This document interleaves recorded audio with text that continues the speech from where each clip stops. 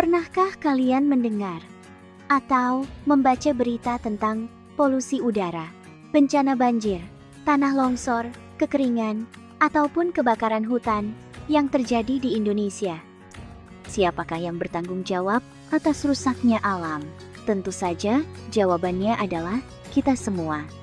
Lantas, apa yang difirmankan oleh Allah Subhanahu wa Ta'ala terkait hal ini? Oke, mari kita cari tahu dengan belajar memahami kandungan ayat hanya di Islamic Mobile Learning. Welcome to Islamic Mobile Learning. Learning everywhere, every time. Belajar di mana saja, kapan saja. Pada video pembelajaran ini, kamu akan mempelajari tentang pendidikan agama Islam dan budi pekerti. Saya harap kamu enjoy belajar dengan aplikasi IML. So, let's pray and start the learning. Assalamualaikum warahmatullahi wabarakatuh. Bismillah, alhamdulillah. Allahumma sholli wa sallim ala rasulillah. Sobat IML, mari kita membaca Al-Quran dengan fasih, mengetahui artinya, dan memahami maknanya. Kita mulai dengan membaca. Pertama, Surah Ar-Rum ayat ke-41. A'udzu billahi minasy syaithanir rajim. Bismillahirrahmanirrahim. Zaharal fasadu fil barri wal bahri bima kasabat aydin nasi liyudhiqahum ba'dalladhi 'amilu la'allahum yarji'un. Telah tampak kerusakan di darat dan di laut disebabkan karena perbuatan tangan manusia. Allah menghendaki agar mereka merasakan sebagian dari akibat perbuatan mereka, agar mereka kembali ke jalan yang benar. Dalam surah Ar-Rum ayat ke-41. Kerusakan alam seperti ini diistilahkan dengan al-fasad, yang berarti kerusakan. Kerusakan yang dimaksudkan pada ayat ini memiliki dua makna, yaitu kerusakan alam dan kerusakan sosial. Kerusakan alam pertama, bisa berupa pencemaran lingkungan yang menyebabkan bumi tidak layak dihuni. Contohnya, polusi udara mengandung banyak emisi karbon yang tidak layak dihirup oleh manusia karena berbahaya bagi tubuh. Kedua, eksploitasi alam seperti penambangan. Ketika sudah ditambang, pembuangan limbahnya menyebabkan polusi berupa asap maupun cairan. Seperti 1. Pencemaran teluk oleh PT Newmont Minahasa Raya. 2. Pencemaran sungai oleh PT Freeport. 3. Pencemaran Teluk Weda. 4. Pencemaran laut di Raja Ampat dan Bangka Belitung. Kerusakan sosial pertama, bisa berupa bencana sosial seperti kerusuhan, peperangan, korupsi, dan tindak kriminal. Bencana sosial menyebabkan rusaknya sendi-sendi kehidupan bermasyarakat. Dalam jangka panjang, kerusakan sosial ini juga bisa menyebabkan kerusakan alam. Misalnya, peperangan dan kerusuhan yang tidak hanya menimbulkan korban jiwa, tapi juga kerusakan alam akibat penggunaan senjata-senjata penghancur. Kedua, perilaku korupsi.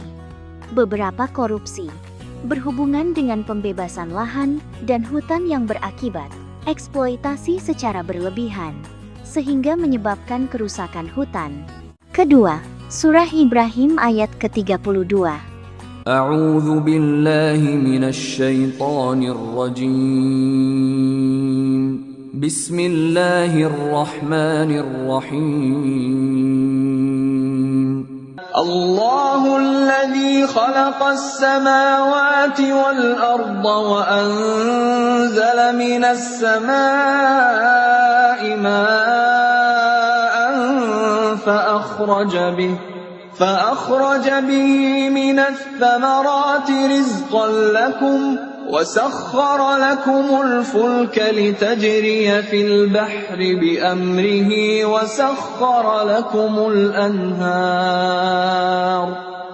Allah lah yang telah menciptakan langit dan bumi, dan menurunkan air hujan dari langit. Kemudian dengan air hujan itu, Dia mengeluarkan berbagai buah-buahan sebagai rezeki untukmu. Dan Dia telah menundukkan kapal bagimu agar berlayar di lautan dengan kehendaknya, dan Dia telah menundukkan sungai-sungai bagimu.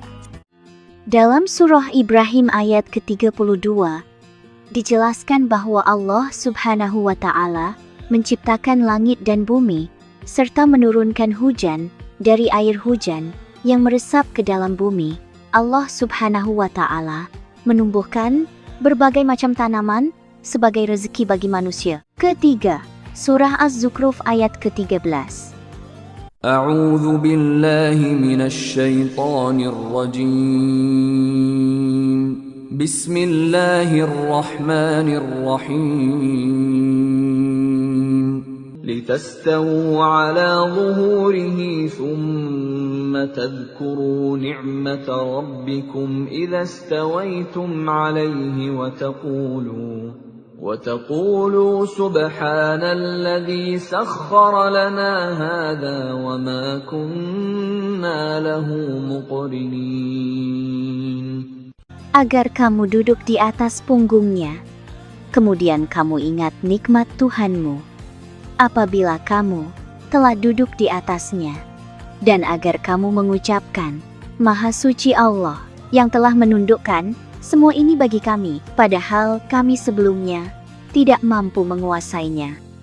Dalam surah Az-Zukhruf ayat ke-13, dijelaskan bahwa hewan diciptakan oleh Allah Subhanahu wa Ta'ala untuk dimanfaatkan oleh manusia, baik sebagai sumber makanan maupun sebagai alat transportasi, untuk mendistribusikan berbagai kebutuhan manusia melalui jalur darat.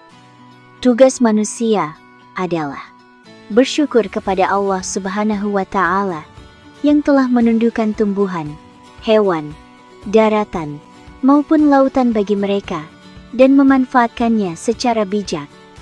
Semoga video pembelajaran ini bermanfaat bagi kalian.